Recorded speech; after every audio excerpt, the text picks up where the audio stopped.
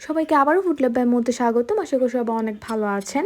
আজকে আপনাদের জন্য অনেকগুলো রান্নার রেসিপি নিয়ে চলে এলাম। তো চলুন দেখে নিই একটা একটা করে কী রান্না করছি এবং আপনাদের সাথে শেয়ার করব সব কিছুই। তো এখন যেটা করেছিলাম সেটা হচ্ছে আমি ক্যারামেলটা বানিয়ে নিয়েছিলাম শুধুমাত্র চিনি দিয়ে এবং 2 টেবিল চামচের মতো চিনি দিয়েছিলাম। তো ক্যারামেলটা আমি মোল্ডে ঢেলে নিয়েছি, যে মোল্ডটাতে পুডিং বানাবো, এবং কড়াইতে যে লেগেছিল অল্প অল্প ক্যারামেল সেটার মধ্যেই আমি দুধটা জাল দিয়ে দিচ্ছি। প্রায় 1/2 লিটারের মতো দুধ নিয়েছিলাম।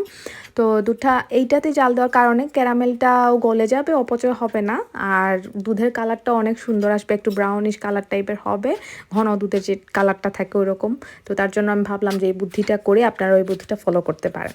তো এখন আপনারা দেখতে পাচ্ছেন আমি শালগমের যে পাতা লতা থাকে এগুলো আসলে বিদেশে ফেলে দেয়, কিন্তু আমি নিয়ে এসে আমি রান্নাতে ব্যবহার করি। মাঝে মধ্যে শাক রান্না করে মিক্স করে অন্যান্য সবজির সাথে মাঝে মধ্যে তরকারিতে দিই। তো এখন যেটা আপনারা দেখতে পেয়েছেন শিম এবং আলু সব কিছু কেটে রেখেছি, সেটা হচ্ছে আমার শুটকির জন্য। আমাদের সিলেটে একটা শুটকি শিরা বানায়, ওটার জন্য যদিও লাউ মিষ্টি কুমড়ার পাতা বা অন্যান্য লাউ পাতা লাগে, কিন্তু এখন তো পাবো না, তার জন্য আমি এই পাতাটাই ব্যবহার করেছি এবং শুটকিটা খুব ভালো মতো ধুয়ে নিয়েছি গরম পানি দিয়ে।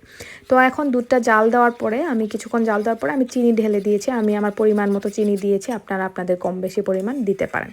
তো দুধটা আমি খুব বেশি ঘন করব না, আবার খুব বেশি পাতলাও রাখবো না। ধরেন 1/2 লিটারের মতো দুধকে আমি একদম একটু জাল দিয়ে 250 মিলিলিটার থেকেও একটু বেশি বা কম এরকম রাখতে পারেন, কোনো সমস্যা নেই। এবং তারপর আমি 3টা ডিমের পুডিং বানাবো, তার জন্য 3টা ডিম আমি ঢেলে নিলাম একটা বাটিতে এবং খুব ভালো মতো এটাকে ফেটিয়ে নিতে হবে, এতে করে ডিমের যে একটা কাঁচা গন্ধ বা ডিমের যে লাম্পস থাকে সেটা থাকবে না। তো ভালো মতো আপনারা চাইলে হ্যান্ড বিটার ব্যবহার করতে পারেন, কোনো সমস্যা নেই। এবং আমার ক্যারামেলটা দেওয়ার পর যেটা মোল্ডে ঢালবো সেটা আমি ঠান্ডা করে নিয়েছি, নয়তো ফেটে যায় অনেক সময় এবং দেখতে বাজে লাগে। এবং আমার আসলে ক্যারামেলটা ইভেনলি ছিল না, তার জন্য একটু উঁচু নিচু হয়েছে, কিন্তু সমস্যা নেই, খেতে মজা হলেই হলো আসলে।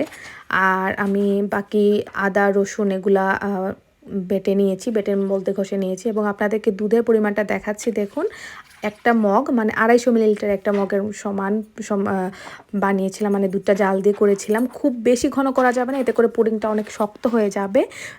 যদি পুডিংটা একদম নরম বা সফট চান সেক্ষেত্রে দুধ এবং ডিম, আমি ডিম 3টা দিয়েছি এবং 3টা ডিমের জন্য আমি 250 মিলিলিটার দুধ দিয়েছি। 1/2 লিটার দুধকে আমি 250 মিলিলিটারের মতো বানিয়ে নিয়েছি।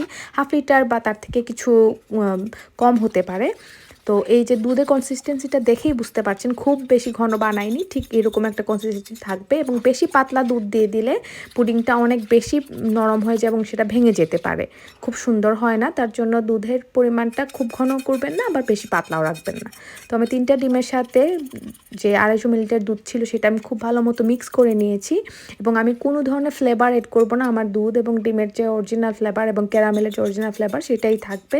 তারপরে আমি ওই যে পাত্রে বসাবো পুডিং সেটাতে ঢেলে দিলাম এবং একটা বড় হাঁড়িতে পানি দিয়ে একটা স্ট্যান্ড বসিয়ে দুইটাই আমি একসাথে বসিয়ে দেব। এবং পানিটা খুব বেশি পানি দেওয়া যাবে না, যেন তলায় লেগে থাকে ওরকম লেভেলে পানি দিতে হবে, কারণ খুব বেশি পানি দিলে এটা যখন জাল উঠবে তখন ওইটা পুডিংয়ের ভেতরে চলে আসতে পারে। আর আরেকটা টিপস হচ্ছে, আমি ঢাকনাটা দেখুন ভালো মতো লাগাইনি, আমি ঢাকনাটা হাফ লাগিয়েছি এবং হাফটুকু খোলা রেখে দিয়েছি। এতে করে আমার ভাপটা গিয়ে পুডিংয়ের ভাপের কারণে যে পানি তৈরি হবে বাষ্পের কারণে, সেটা আমার পুডিংয়ের মধ্যে গিয়ে পড়বে না, এক সাইড দিয়ে পড়বে, বা পুরোপুরি ভাপটা আমার পুডিংয়ে লাগবে না। এতে করে পুডিংটা অনেক বেশি সুন্দর হবে।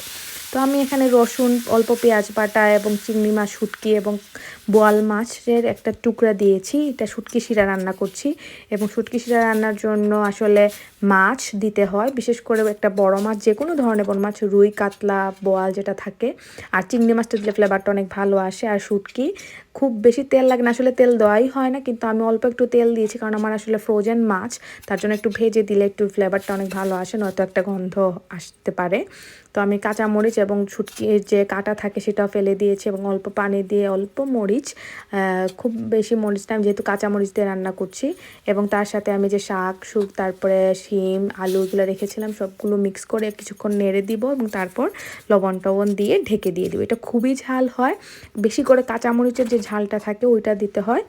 তো আমি একটু পানি দিয়ে খুব ভালো মতো ঢেকে দিয়ে দিব। আর ওদিক দিয়ে আমার পুডিংটাও হচ্ছে।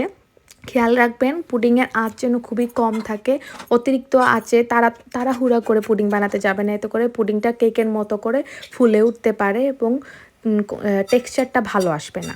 আর ঢাকনাটাও পুরোপুরি বন্ধ করতে যাবেন না, ঢাকনাটা হাফটুকু খোলা রাখবেন। যদি খোলা রাখতে সমস্যা হয় তাহলে আপনারা ঢাকনা নাও দিতে পারেন, এটা পুরোপুরি অপশনাল। ঢাকনা না দিলে একটু সময় বেশি লাগে। আমি 10 মিনিটের মতো ঢাকনা দিয়ে রেখে পরে আমি ঢাকনাটা সরাই দিই, তাহলে আমার পুডিংয়ের টেক্সচারটা অনেক ভালো আসে, বিশেষ করে উপরের লেয়ারটাও অনেক বেশি সুন্দর আসে। তো আমি এখন ইলিশ মাছের মাথাটা দিয়ে একটা জিনিস রান্না করব। সেটার জন্য আসলে আমি মাথাটা খুব ভালো মতো কড়া করে ভেজে নিয়েছি এবং তারপরে যে কচুর গাটি বা কচুর মুখি থাকে সেটা আমি জাল দিয়ে নিয়েছি। আর এই যে আমার শুটকি শিরাটা হয়ে গিয়েছে, আমি এখন সব কিছু ভালো মতো মিক্স করে নিচ্ছি। আর এই যে আমার পুডিংটাও মোটামুটি রেডি। আমি একটা কাঠি ঢুকিয়ে দেখিয়ে নিয়েছি যে আমার পুডিংয়ের ভেতরটা কাঁচা আছে কিনা, তো দেখলাম মোটামুটি হয়ে গিয়েছে। তার জন্য এখন চুলার জালটা অফ করে দিয়েছি পুডিংয়ের। আর আমার এই যে এখানে অল্প একটু তেল দিয়ে 5 ফোড়ন দিয়ে দিচ্ছি। তারপরে দিয়ে দিব হচ্ছে পেঁয়াজ কুচি, আর কিছু না, আমি 5 ফোড়ন আর অল্প পেঁয়াজ কুচি দিয়ে খুব ভালো মতো পেঁয়াজটাকে ভেজে নিব। তারপরে হলুদ, মরিচ, লবণ এবং জিরার গুঁড়া দিব কচুর গাটি দিয়ে ইলিশ মাছ রান্না করার জন্য। এবং আরেকটা উপকরণ আমি অ্যাড করব এটাতে, এটা করে অনেক বেশি মজার হয় এই রান্নাটা। আমি কচুর গাটি যদি না থাকে তাহলে কোনো সমস্যা নেই, শুধুমাত্র পুঁই শাক দিয়েও রান্না করতে পারেন। আমি কচুর গাটিটা সেদ্ধ করে নিয়েছিলাম অল্প, যাতে করে গলা না চুলকায়। তো পেঁয়াজ এবং জিরার গুঁড়া দিয়ে দেওয়ার পরে আমি কচুর গাটিটা দিয়ে দিলাম, খুব ভালো মতো কষিয়ে নিব।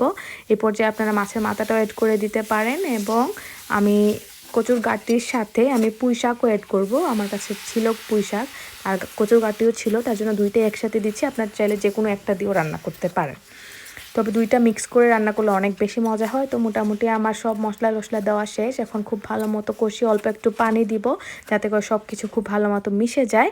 এবং আমার শুটকিও রেডি আর পুডিংটাও রেডি। আর এই যে দেখতে পাচ্ছেন কচুর গাটি দিয়ে ইলিশ মাছের মাথা এবং পুঁই শাক।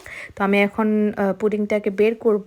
এই যে এই জায়গাটাতেই আসলে আমার একটু সমস্যা হয়ে গিয়েছিল, আমি তাড়াহুড়া করে কাটতে গিয়ে একটু এবড়ো থেবড়ো কেটে ফেলেছিলাম এবং যে কাটা অংশটুকু সেটা আসলে পুডিংয়ের উপরে গিয়ে পড়েছে এবং অনেকেই ভেবেছেন যে আমার পুডিং আসলে ভালো হয় নাই বা ভেঙে গিয়েছিল, কিন্তু আসলে পুডিং খুবই ভালো হয়েছিল। এবং চেষ্টা করবেন ঠান্ডা করে মোল্ড আউট করতে, কারণ গরম অবস্থায় পুডিংটা অনেক বেশি নরম থাকে, পারফেক্ট পুডিং।